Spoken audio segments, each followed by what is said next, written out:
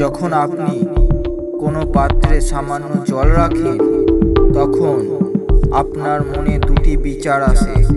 প্রথমত, যে সেই পাত্রটি অপূর্ণ রয়েছে আর আপনি হতাশ হয়ে যান। আর দ্বিতীয় বিচার, যে পাত্র পূর্ণ হয়েছে। আর যার মনে এই বিচার আসে, সে সন্তুষ্টি দ্বারা, সুখ দ্বারা সেই জলের সঙ্গে নিজের জীবন অতিবাহিত করে। এটাই হলো মূল প্রভেদ।